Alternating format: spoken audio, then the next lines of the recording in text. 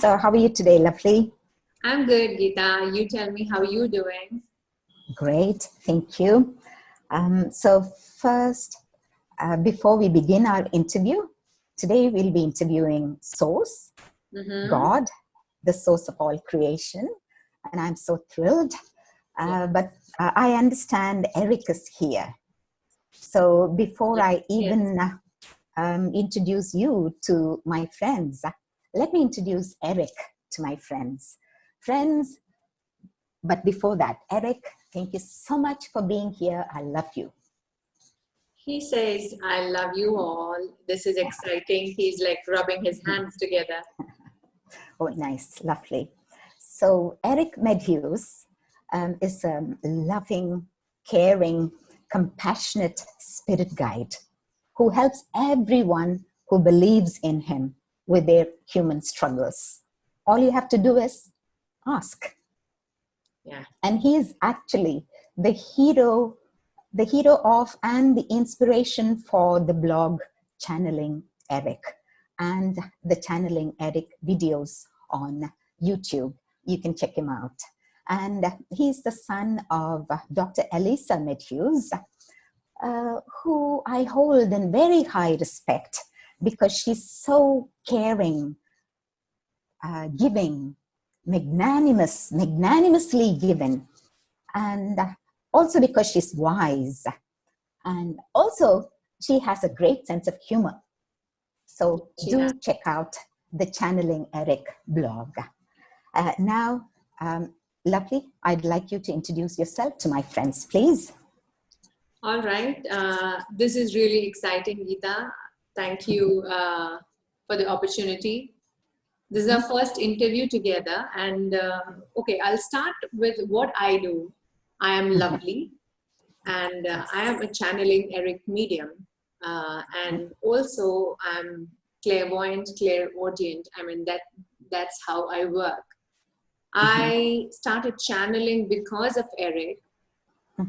You know, I spent a few years of depression, and that led me to finding my, spiritual path. And Erik was the one. He's actually my spirit guide, and he helped me. Who helped you? Yes, he helped me do this and finally take it as a profession, you know, take it a step further.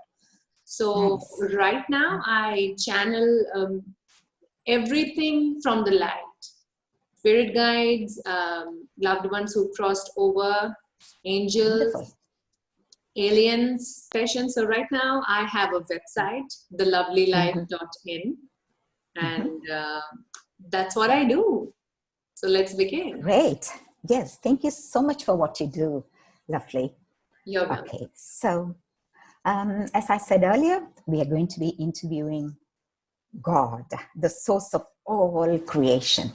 So we don't have to invite him in because he is everywhere, omnipresent all the time. So how does God's energy feel to you?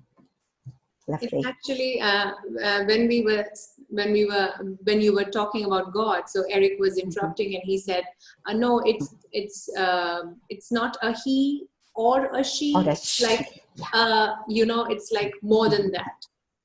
Mother, Father, God. Yes, I'm getting a very it's quite a big energy, is what I'm feeling, and I'm getting a mix of the feminine and the masculine side if we talk in terms of when we talk about people or spirits. So the energy is a mix of both emotional and physical, or more than that. You know, it's quite confusing to put it into words. It's actually vast. That's the word. Yes, indeed. Omnipotent, omniscient, yes, omnipresent, everything. And so also, thank you so much. Yeah, sorry to interrupt you, Geeta. Also, I can feel almost like my room where I'm sitting right now, it's filled with a lot of light, which makes sense because it's energy. I just can't see it, but I can feel like suddenly there's this, the room is filled with white light, which is beautiful. I don't see it, but I believe that he is Param Jyoti, all-pervading supreme light. I do believe in that. Yeah. Okay, our first question, which is uppermost in the minds of many right now at this point in time. What is the spiritual purpose of the coronavirus, which has caused a pandemic and paralyzed the whole world today? I'm getting, I don't know if this might come out as sarcastic or inhuman, the word that I'm going to use, but that's what I got as soon as you asked that question. I heard cleansing, if that makes sense. Yeah, I totally resonate with cleansing. On a bigger aspect, on a bigger level, but cleansing is the sole purpose. It's almost like end of one cycle and, you know, the beginning. So that was the sole purpose. Unfortunately, it also brings people living the earth plane, you know, deaths and sadness and loved ones being lost by families and suffering and everything that's related to coronavirus. But that's what I got, cleansing. Oh, great. Oh, all right. I'm sure the ones that are choosing to leave now must have it in their soul contract to leave now. Yes, absolutely. Everything is contractual is what I'm getting, you know, even the number, if that makes sense, even the number is decided. And the time also period. what I'm getting, yes, go ahead. The time period. Yes, the time period. During which it's meant to last. I'm getting at least 5 to 6 more months. That's you know, it after at least 5 to 6 months, it will start receding, if that makes sense. It won't end like, it won't be like suddenly one day you wake up and there's no more cases and everything and heal. So it will take its time, as it took its time to spread around the world. So maybe the speed of it receding will be slower, so it will gradually leave the earth plane. But definitely, at least after, you know, maybe 5 months, it will start to slow down. I was under the impression that it's going to be around, but we humans will develop our immunity. So we develop antibodies and we have the ability to fight it, just like any other cold virus, you know, which never has a cure. Yeah, this is what I was thinking. That's exactly what's happening, because after a point you are exposed to a certain virus, your body starts getting used to it. You know, even with the masks and everything is what I'm feeling. That's what I'm, the message is, even with all the precautions, it's good that you're getting a hint of all the bacteria or the virus going inside you so that you get used to it. And antibodies are built up. Yes, all we need to do is keep our vibration high so we do not attract it, the low vibrational virus. Okay, so I'm sorry if I'm interrupting, but it's not actually, I mean, even viruses don't have, sometimes they come in like teachers, if that makes sense. So we cannot actually term them as a low vibrational virus is what Erik is saying, you know. It's funny, but yes, a disease has a low vibration, not the virus is what I'm getting. Sometimes it comes with a lesson. I stand corrected, sir. Thank you for the correction. I understand better now. Okay, moving on to the next question. While Muslims blissfully, unequivocally call you Allah, Hinduism is often misinterpreted for so many different reasons. For one, Hindus believe in many demigods or deities, And another reason is they give these demigods human forms, and they do rituals. Some Hindus would call you Narayana. Some other Hindus would call you Shiva. Are Narayana and Shiva two names given to you by Hindus, or are Narayana and Shiva different entities like angels or archangels? I'm getting a feeling like they were two different individuals, if it made sense, and which I'm being told to clarify that necessarily these deities, most of the Hindu gods or goddesses were once human beings. Oh, okay. So they're ascended masters. Yeah. Yes. They're ascended masters. Just like, you know, the Buddha or ascended masters, which makes total sense, because obviously then if you do not take life as a human, you can't get the human lessons or the suffering or everything that is human, that's in the physical birth of a human. So you needed that. So I'm getting Narayana and Shiva were both separate individuals, if that made sense. Okay. Yeah. Thank you. So would they be the equivalent of archangels? Oh no, sorry. Archangels have never taken human life forms, right? They've never taken birth on the earthly plane. So they are ascended masters. Okay, I get the concept right now. Thank you. How about Krishna? Again, would he be your son like Jesus is, or is he another ascended master? Krishna is an ascended master, is what I'm getting. And also when you were asking the question about Shiva and Narayana, I was getting another aspect to the whole concept of different deities and different avatars, if we can call that. It's just that different fragments of source, so that different kind of experiences can come into him or his her. Being, into God. Yeah, he wants to experience various human emotions, experiences, etc. Including even the bad ones, necessarily, because Shiva is also sometimes, when we talk about anger, we always talk about, when it comes to mythological beings, it's always, he has this Tandava dance that he does when he's quite angry and he is in the destructive mode.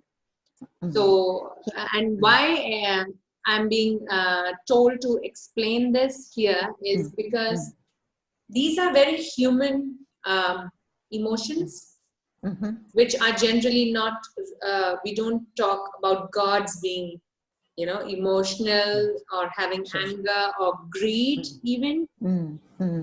But we have to understand that as they are our emotions, our human being, as a human being.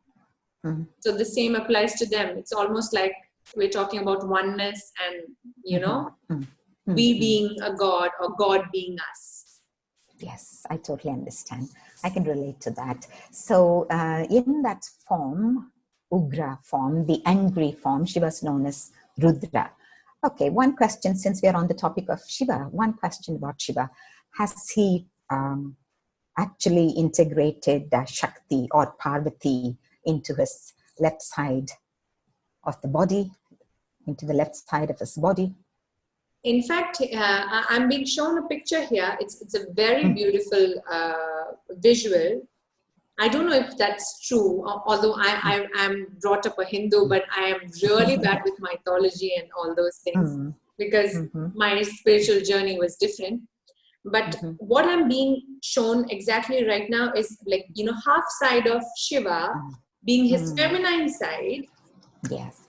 At the same time, when he's angry, that's we generally relate anger to masculinity, But True. here I'm being shown that feminine side of him is actually Kali. Okay. You know, the goddess Kali, Yes, and that's the Rudra side of him that takes over him when he's angry.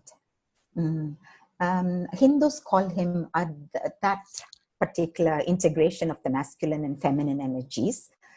In that form, he's called Ardhanarishwara. Yes. Half in 50-50. Yeah. Yes. So now I understand that the feminine side represents the powerful, angry side of Shakti rather than the. Yes. That's why Shakti more commonly. Yes. That's why even the Shakti word is. Sorry. Go ahead, Geeta. It's okay. Because I would have thought that the feminine side would be more compassionate, more giving, loving, caring. Even I thought. But yeah, now I understand that this is the Ugra side of the feminine aspect of Shiva. Yeah. Right? Am I correct? Yes. That's absolutely. Even I was surprised to know that fact. Yeah. Because generally we relate being calm, being more motherly to the feminine aspect of a person. True. And it also clarifies that Erik says it's okay to be angry. Of course, yeah. You know, the whole concept of anger not being good, and you shouldn't be having that kind of emotion if you're spiritual, and all those things come into play. Yeah, every emotion has to be experienced.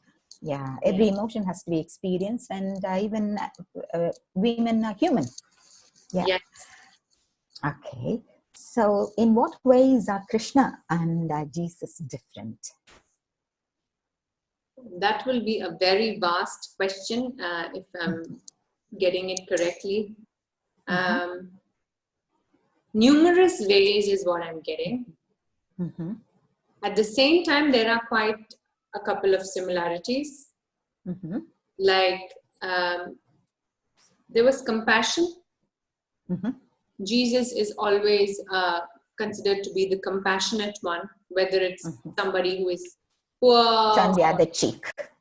Yeah, and it's when it comes to Krishna, there's compassion and the love part. And I'm being told about the number of wives he had, because he loved everybody. His being was all about accepting oneness and everything. Yes. So that love and compassion side is very much similar in both these beings. At the same time, they are quite like for Krishna, I'm getting sort of like how he's portrayed, which is true, because he was all about human strategy. True. Yeah. You know, strategic thinking, decision making. He was the master strategic planner. Yes. Yes. Planning. Yeah. And with Jesus, I'm getting a more calmer, quieter, more observer kind of energy. Okay. Yeah. Yeah. The next question is, Hindus believe in the concept of the Trimurti, Brahma, Vishnu, and Shiva.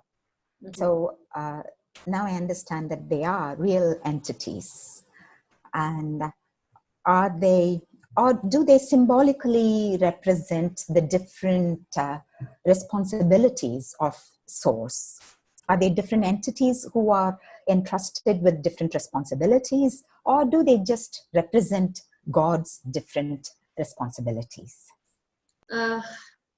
Again, I'm getting a feeling, okay, when we talk about them, I'm not getting a feeling of three different entities, but three aspects of a same, if we talk in human terms, three aspects, three very important aspects of a same person.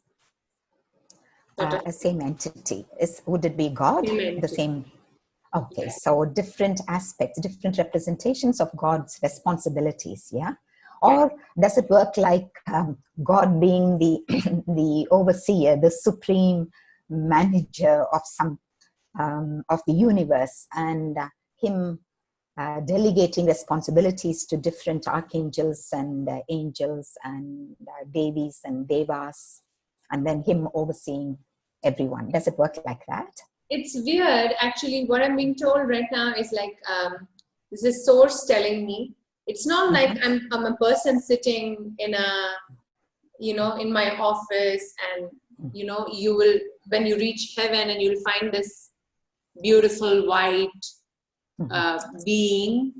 That won't happen, because he's everywhere. Yes, and in fact, you won't question that, is what I'm getting.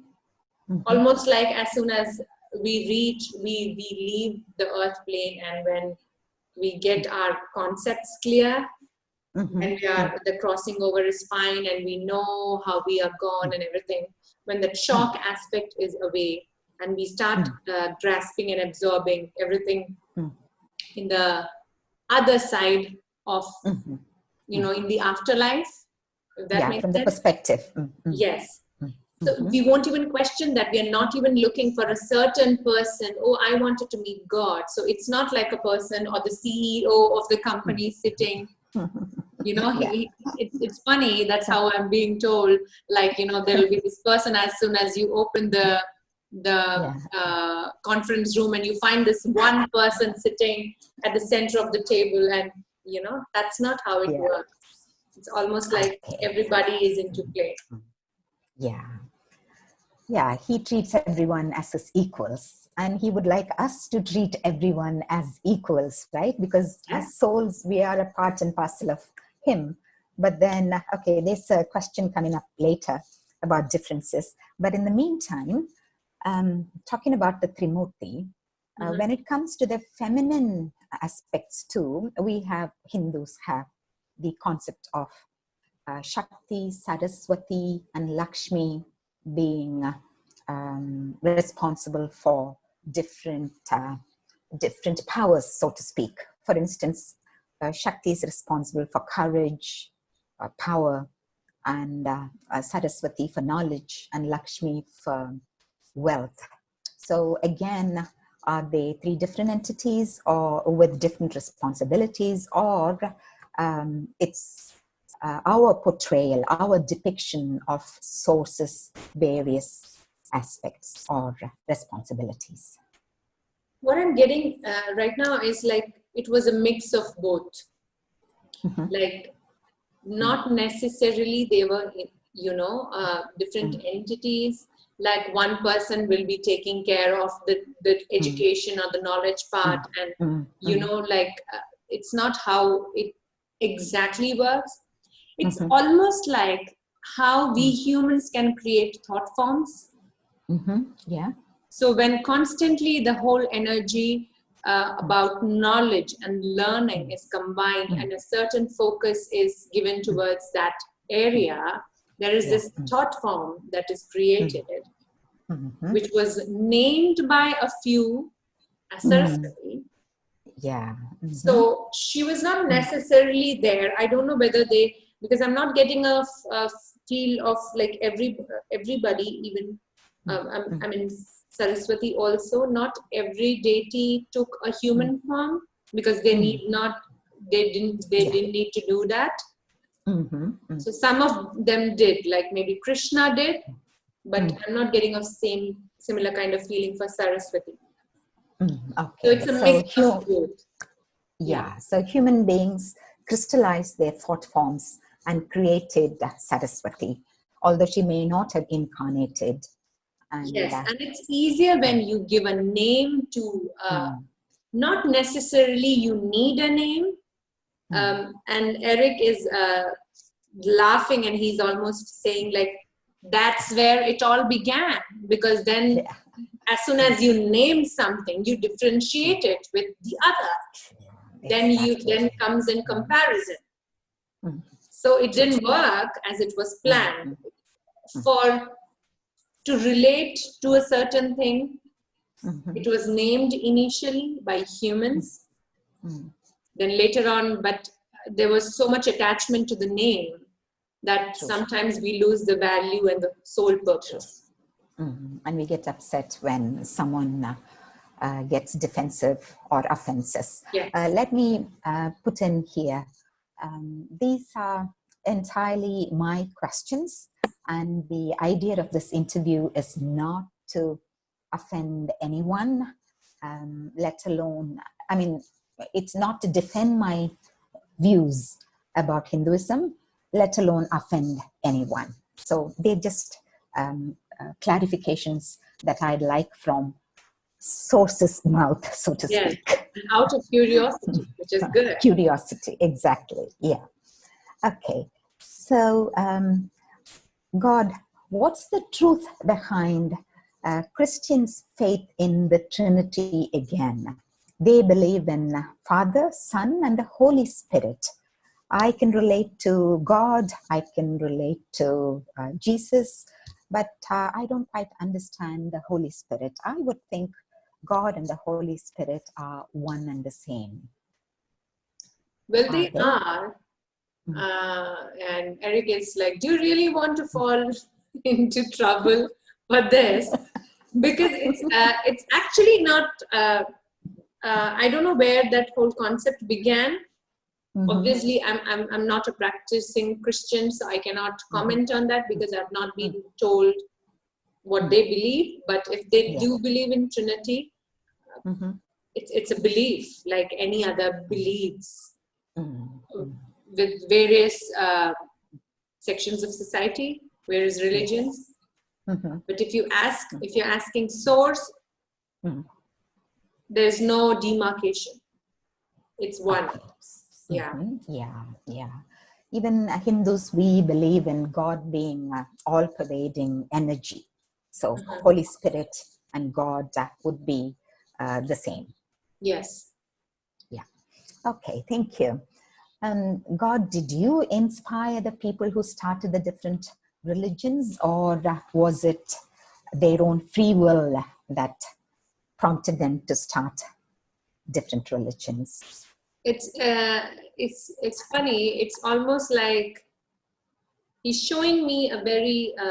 It's totally unrelated, but it makes sense. It's almost like if you spread breadcrumbs on the ground, you attract ants and birds and insects, and so it was started as these breadcrumbs of little things which would make humans curious. That's how it began. But later on it reached to a level where the demarcation and the naming and the attachment to a certain entity or a certain energy took its own turn, and then it was out of control, which was actually part of the plan, is what I'm getting, to see how it works. Yeah, exactly. To get the experience. True. To everybody, yes. Yeah, I personally believe that the purpose of the different religions and the different races, the different complexions in human beings is for us to accept, if not accept, to coexist with everyone, because we are all part and parcel of the same super soul. And the purpose is for us to show unconditional love to each other in spite of our differences in the way we worship or in the way we look, etc., etc. So what would you like to say to those very few people who come across as fanatics or racists? Fanatics are, if I'm not wrong, can you explain who exactly are fanatics? I'm really bad with vocab. Okay. Who believe that their own religion is the religion to reach God, the way to reach God, and they don't care much about other religions. Yes. Okay, so I knew the word, but I just wanted to clarify. Okay, what I'm getting here is just like everybody else, even they are part of the source. Yes. But everything, being a fanatic or not being a fanatic, being against a fanatic, also comes from the whole survival mechanism. You know, even not believing in a certain religion is a belief. Yes. True. Being offended by a fanatic is also a belief. Being a fanatic is also a belief. Yes. If that makes sense. Yeah. Everything, all these similar thoughts, one being affected by a thought of another, you know, that everything is coming from the whole survival mechanism, like fight or flight. Almost like if you do not, if you see something that is not you, it questions you. At the same time, it somewhere questions the whole thought process or the strong belief that we've built up over the years that we've spent on earth. Yeah. So it's funny, but a believer and even a non-believer has a belief. That's right. The problem comes when, the problem comes when one has a problem with another person. With someone's belief. Yeah. Yes. Yeah. So it's better to accept everyone's beliefs and understand where they are coming from and treat everyone with respect. Whether they are. It is difficult, but it's possible not, though. Yeah. Yes. It's possible. not impossible. Yeah. It's just trying to be in someone's shoes. Yes. Yeah. Yes. Understand where they're coming from. Yeah, that helps us. Yeah. Instead of judging them, it's better to see where they're coming from and to respect everyone's different beliefs. Yes. Okay. Did Vishnu really take 10 avatars, or are some of the avatars mythological beliefs of humans? Okay, they're telling me to write something. So I have a pen for the audience. I'd like to clear. I do a little bit of automatic writing. That's how I started channeling. Now I have various ways. But sometimes they do give me things in writing when I have to be specific.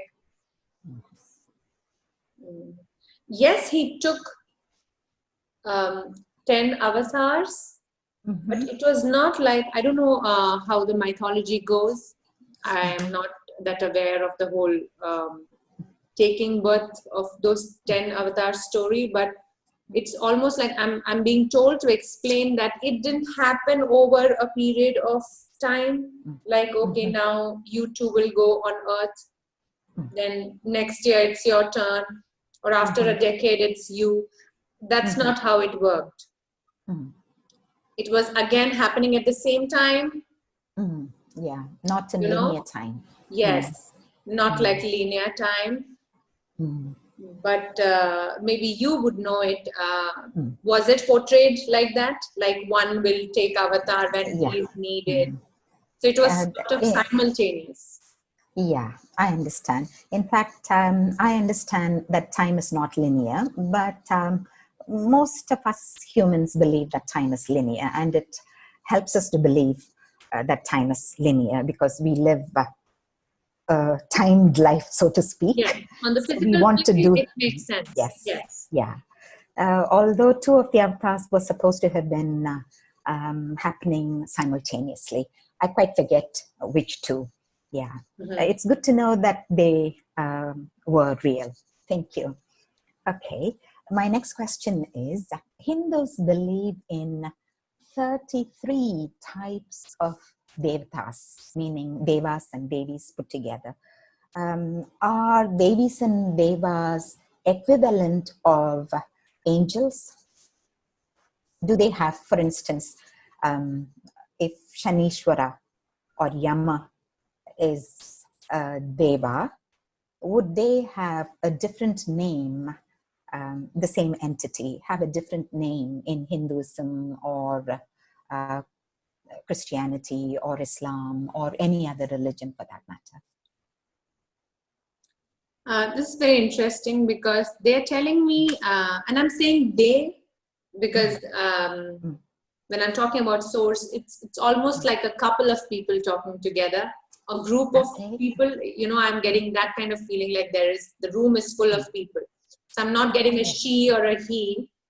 I'm getting like a group telling me stuff, which makes sense. And okay, so they're telling me almost like it's interesting that these devas or devis, they were initially they were celestial bodies of planets, which makes sense when it comes to Shani. It is related to a certain planet, like Saturn. We have Saturn, right? So it makes sense. So they were not actually human beings or archangels or even spirit guides. They were celestial bodies who were given names by humans to be more relatable.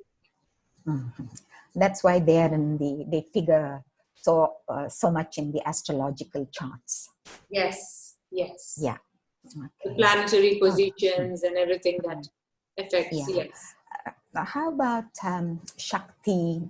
Would she be a Devi who has an equivalent name in Christianity? Would Shiva have an equivalent name in Christianity? For instance, it's just for an example, would Shiva be referred to as Archangel Michael by Christians? Well, you can, is what I'm getting. I mean, really? It doesn't matter. What's in the name is what I'm getting. You know, that kind of feeling. It doesn't matter as long as you feel the connection.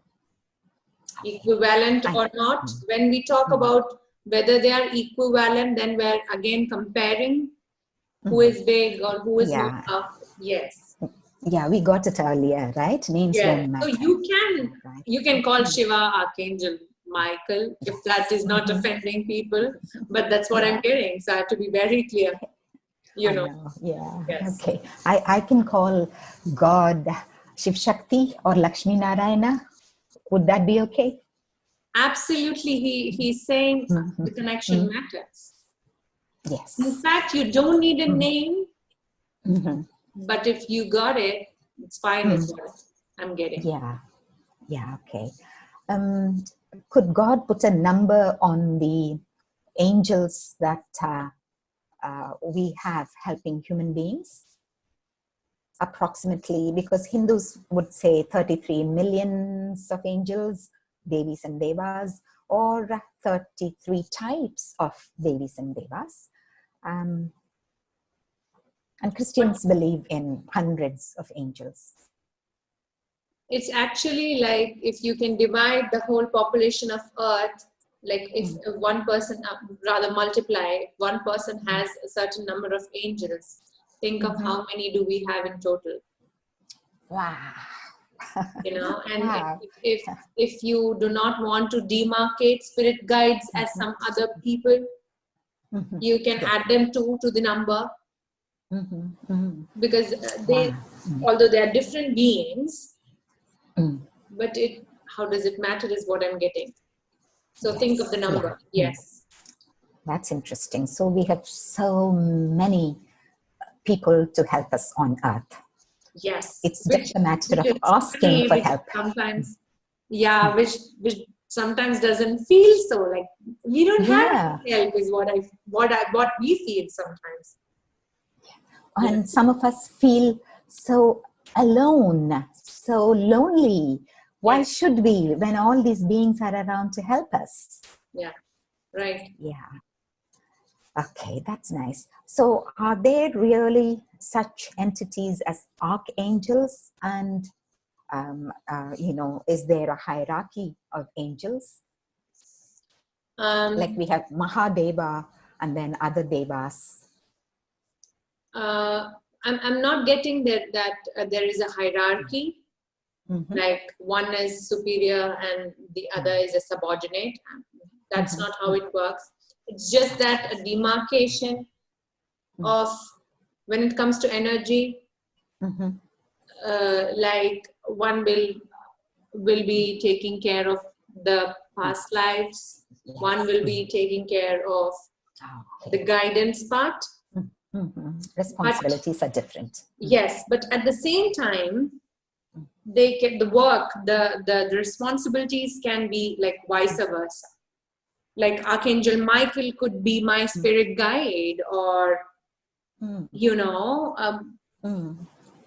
in fact, what I'm getting, that we were discussing initially, that archangels can take birth as humans is what I'm getting. I don't know whether they have already taken birth. Yes, they have is what I'm getting. And it's very recent if we talk in human linear time format. I've read about that. Yes, so it's almost like whatever is the need of the hour. All right, okay. Yeah. I've read that archangels do not serve as guardian angels. Well, it's what I've read.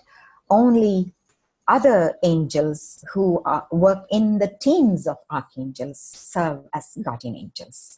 Is there any truth to it? What I'm getting here is, this is Erik telling me, like, they don't serve as guardian angels because they don't need to.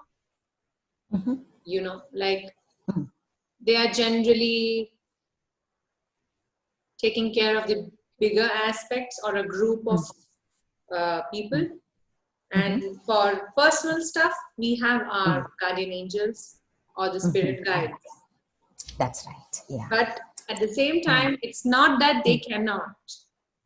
Okay, yeah, they can come to our rescue if we call to them. Yes, absolutely. Okay.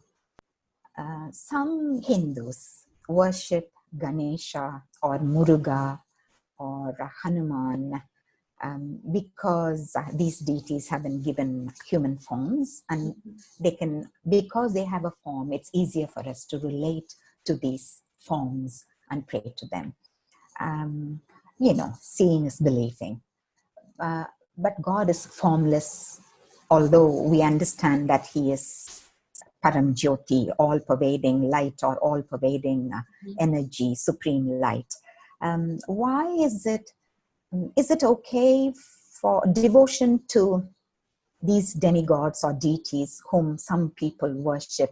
Is that devotion the same as devotion to Source? It is part of the plan. If you get it, like a person will be, you know, an ardent fan of a certain deity. And only that God will be worshipped by that person throughout his life, and the belief will be very strong. So it's definitely contractual. Okay. So you cannot actually say that it was not part of the plan. So there is no right or wrong. But if you ask whether it serves the purpose of reaching the highest God and getting the bigger concept, it doesn't work that way, because at the same time, when you are actually, when we talk about devotion, it's always outside of us. You know, God is within us. Yeah. Yes, so God is within us. At the same time, it's about us. It's about self-love. And when we are devoted to something other than us, because devotion is focusing all your energy into something, right? If that makes sense. So somewhere when you do that, you are going away from the path of your own good, if that makes sense. Because you're always, because you're always considering taking decisions because a certain energy might not like it, or this is how I should be. So there is nothing that you should be or you shouldn't be doing because of another entity, if that makes sense. I hope I'm not confusing with this answer. But so what we are meant to do is focus inside. Focus inside. But then we have been taught in the power of prayer, praying to God as an entity outside of our heart. So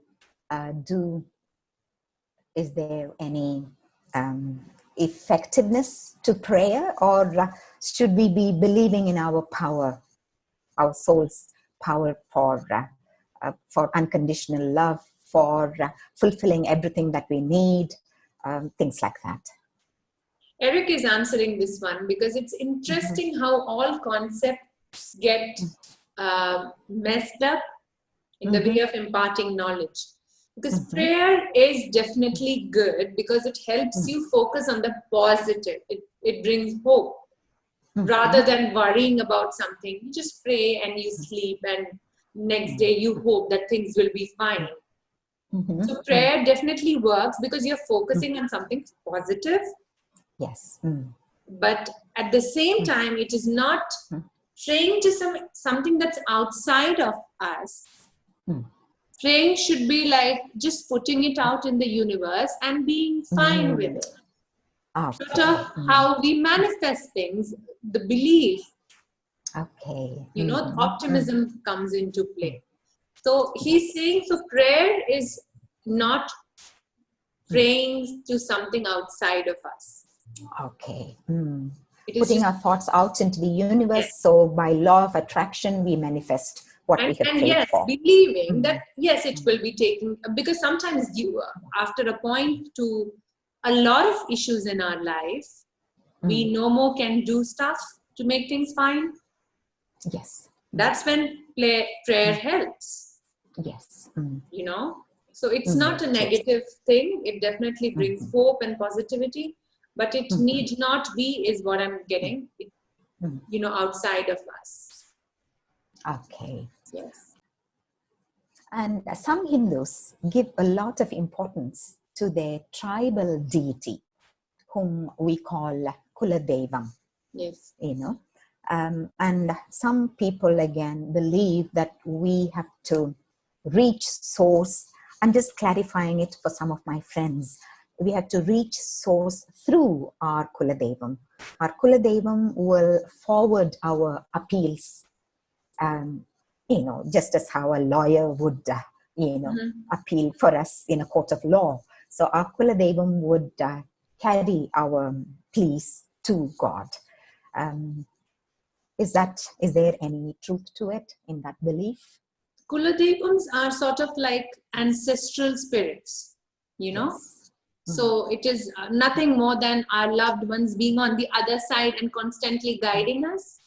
Yes. But just like our spirit guides can guide us, but they would never interfere with our free will. That's right. Correct?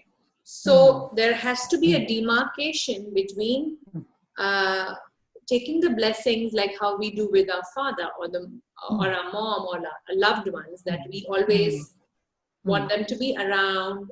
We give them a space in the house and in our hearts, which is fine, which is good, you know, just acknowledging their being, which is good. The same applies to even the Kuladevams or the deities, the family gods or the tribal gods. Deity.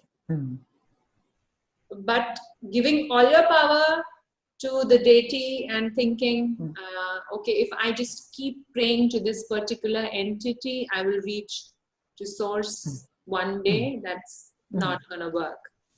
That's right. Because it's all about your free will, and you just same, just like how we can't just stick a picture in a vision board and, you know, I will be manifesting this house one day and I'll just sit and eat popcorn and watch movies at my home. That's not going to happen. We have to work our asses off. Absolutely. Yeah. Yeah.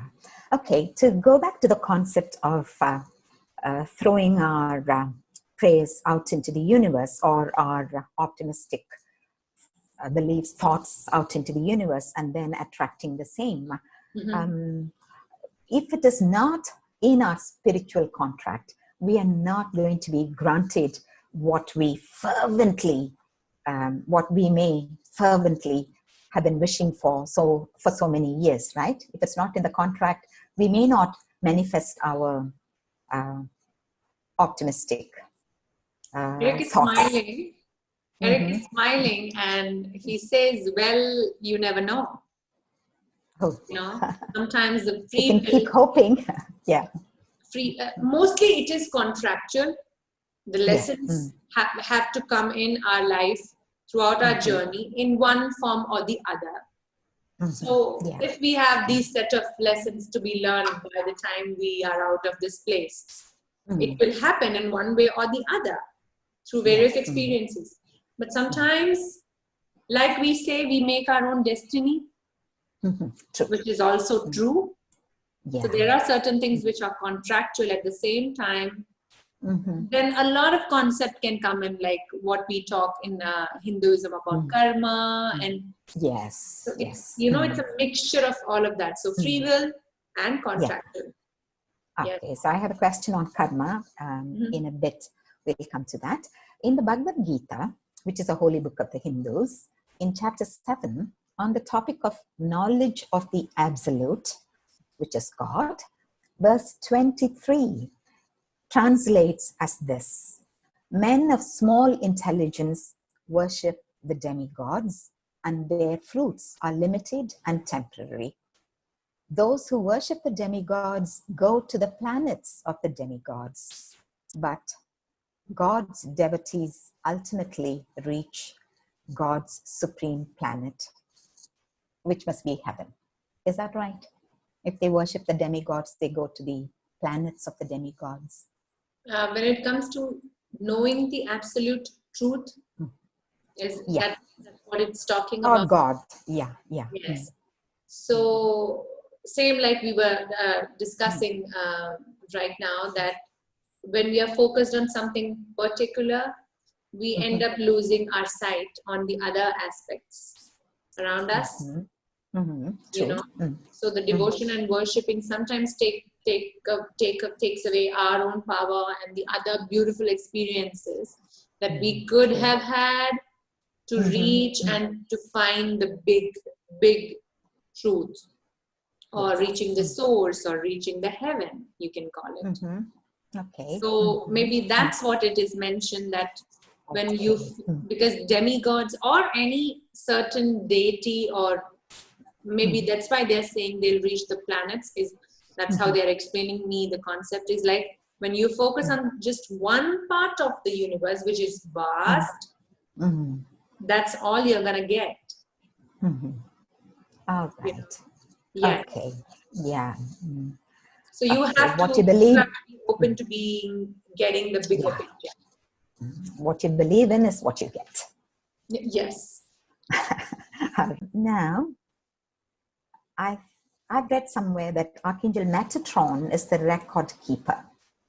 And in Hinduism, Lord Chitragupta is the one who keeps the record of everything that humans think or say or do from the moment they take an incarnation. So would they be the same entity, like Archangel Metatron and Chitragupta? Are they one and the same? Or is there some angel or deva, so to speak, actually keeping a record of what our thoughts and actions, which are again shown to us during our life review after we transition? Would the records be the same as Akashic records? I was coming to that, yes. So definitely there is a sort of like a text or a record book kept for everything that we do, we experience, from even the tiniest sneezes that we've got, to the yawns, and to the people that we've hurt knowingly, unknowingly, we've got hurt from, everything. Those records are definitely kept, and Akashic records are there, are real, very much real.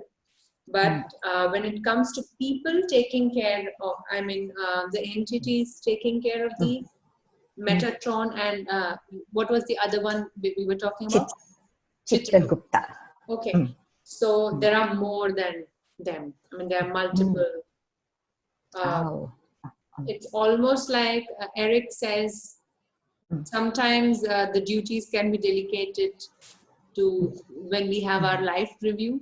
Not necessarily we'll be meeting Chitragupta or Metatron. Yes. To, okay, let's show you a movie, that's not gonna happen. Which will make sense then. That would be fun though. I know. Oh my God, yes. That wasn't fun for Erik either. That's what he's mentioned in the book by him. That won't be fun. Too much of homework to be done.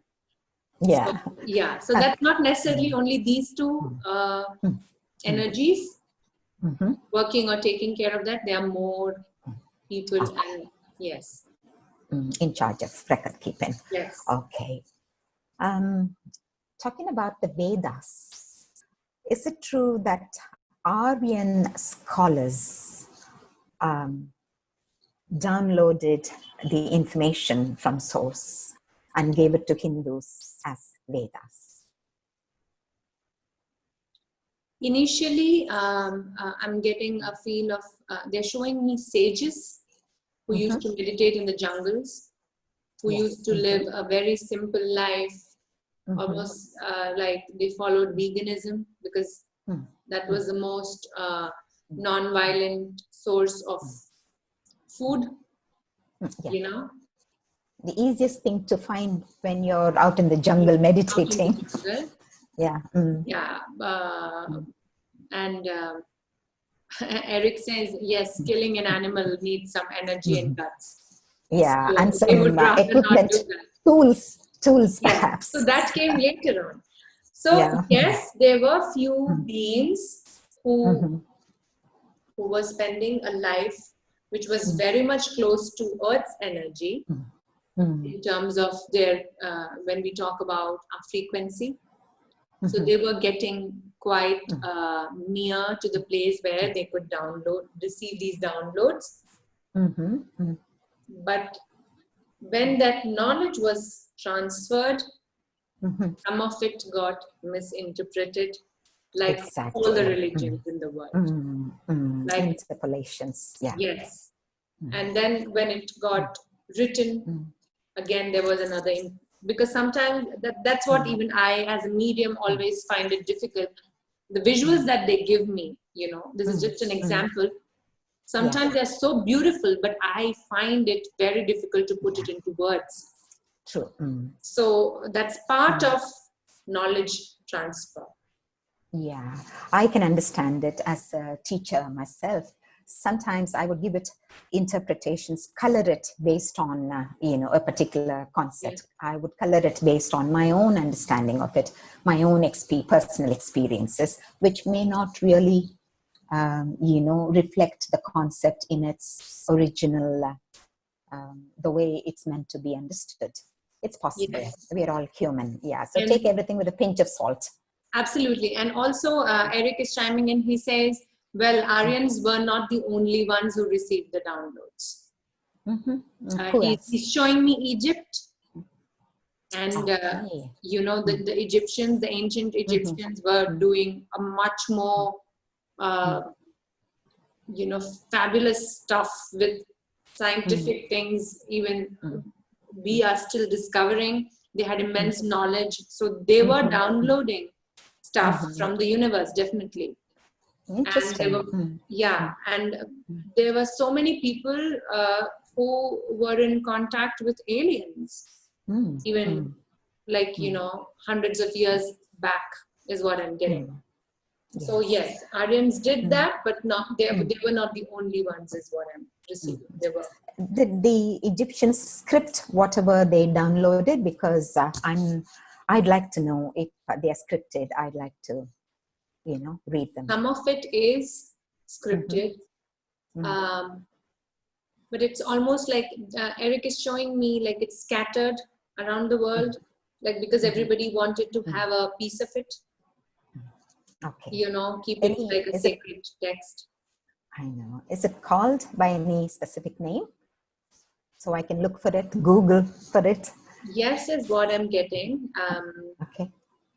I don't know if they had some texts written even on the tombs where they used to bury. I guess they have these. I guess inscriptions. Yes, giving me hieroglyphics. Okay. You know, the pictorial stuff. Yes. They have good amount of knowledge, but yes, if you want to figure that out, you'll have to spend like decades finding pieces everywhere. Okay. Yes. All right. Maybe in scrolls in the form of hieroglyphics. Yes, you can definitely find some of it on Google is what I'm getting. That's what Erik says. Yes, if you want to learn. Okay. is the Aryan invasion theory real? Did the Aryans really invade India, or they were just like Dravidians? They were just living in India to begin with, and the concept is just a human, a theory cooked up by some humans. I'm getting that it was sort of like all wars, like when it comes to survival and you are on the verge of losing your land for your family. It was something of, I mean, the invasion was part of that because it was a need of the hour. I'm asking whether it was the Aryans who invaded. Yes. Okay, so it's real. Yes, it was just like how any other wars were created, you know, when it came to their own survival of the fittest kind of thing.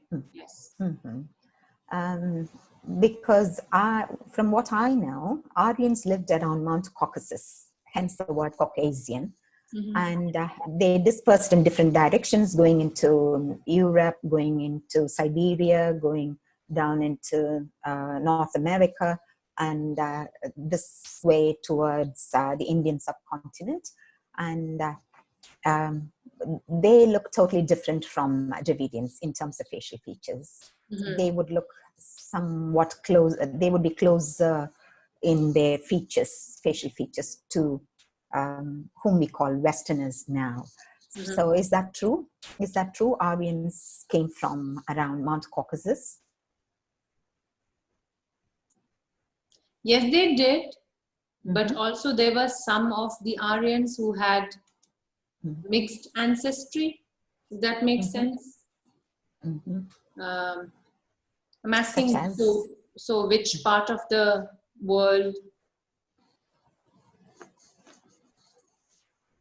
A very small sect of Aryans were having mixed ancestry from even people, which is interesting, which even people could be from, the ancestry could be even from the Pleiadians, which are alien beings. So, you know, yes, but it was not a visible, they didn't have the knowledge to know it. So most of them, so that's what I'm getting. So just a small part of them had a mixed ancestry is what I'm getting. Lovely. We are overshooting the time. Is that okay? I guess, yes. So I guess we'll have to close this now. Yeah, okay. So one last question. Sure. Some Hindus believe that we'll take up the Aryan invasion concept in a totally different interview.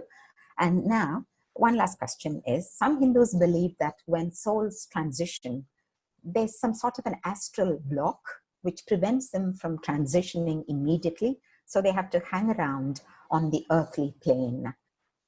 For how long, I don't know. Is that true? Eric says the lock is in here.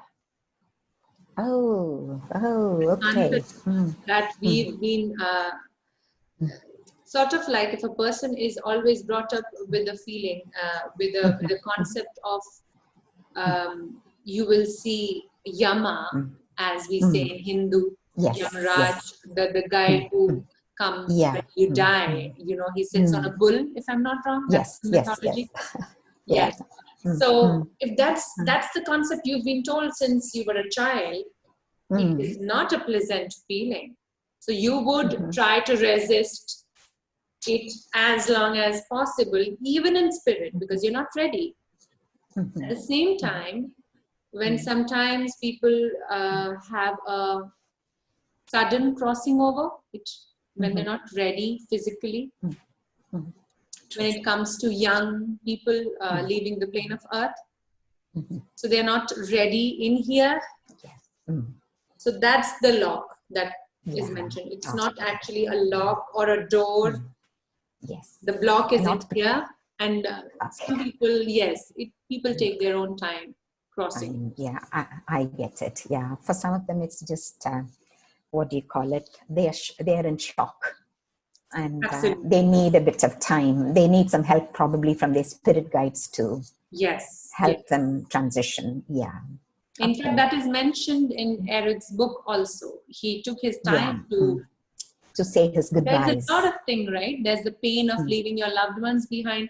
And even that, and Erik is explaining that necessarily doesn't happen with people who have lived a good life. I mean, that's not how it works.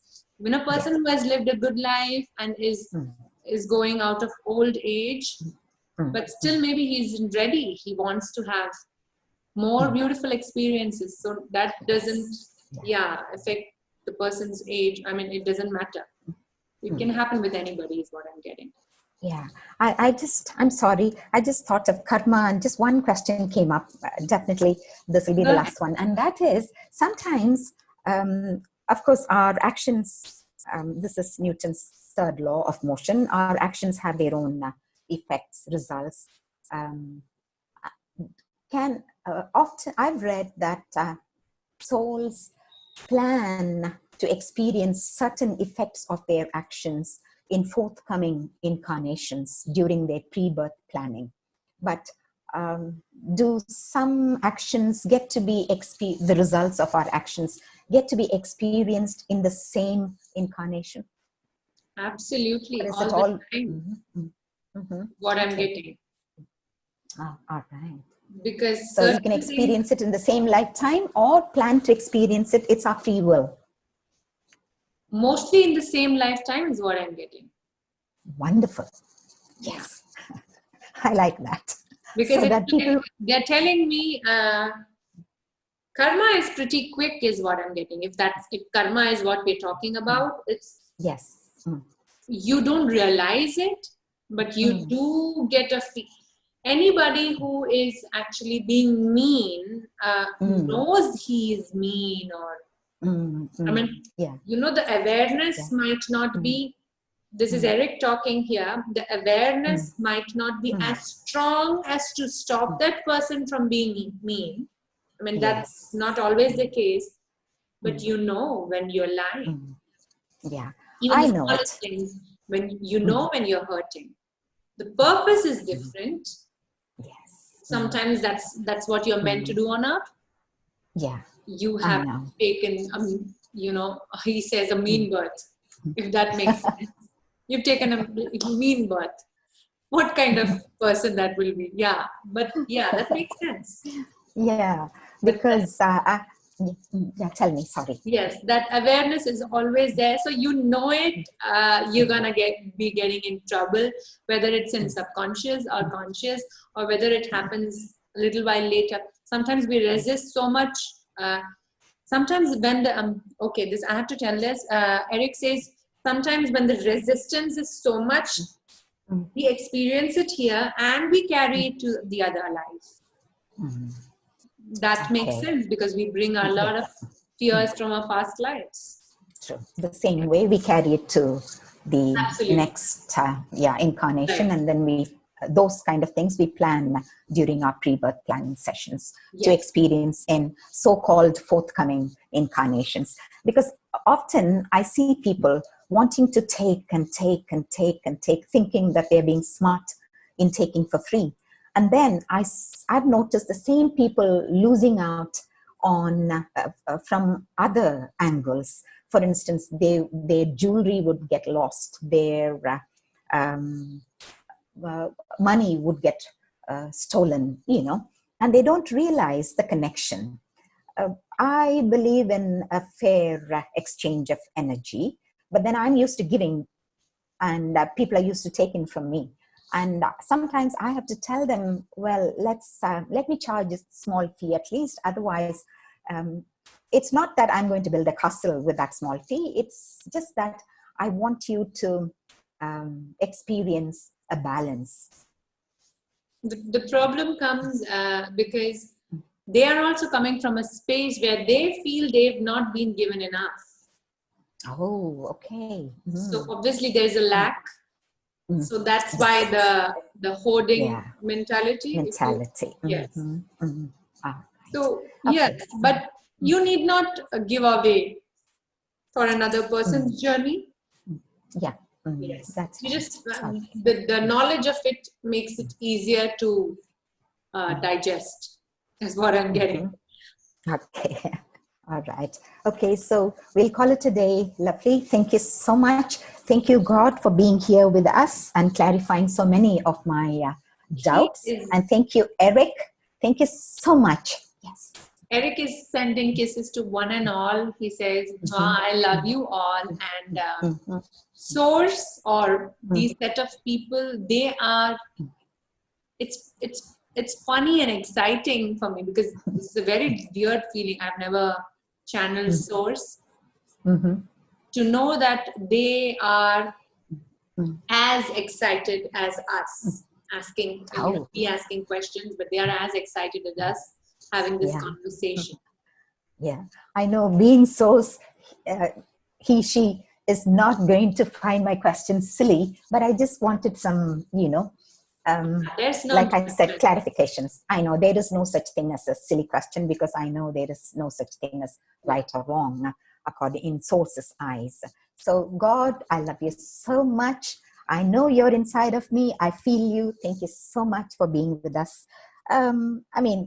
Specifically for this interview, I know you're always there for us, but thank you so much. Namaste. Thank you, Erik. I love you. Saying you're welcome. Erik says you're welcome. And thank you so much, Geeta, for giving me this opportunity. It was a very interesting. I got so much knowledge about everything that we talked about. As I did. Thank you so much, lovely. Friends, please check out lovely Vinod at her website, thelovelylife.in. Isn't she amazing? Thank you so much, lovely. You are gifted. God bless you. You're welcome, Geeta. Bye-bye. Thank you so much. Bye-bye. Bye.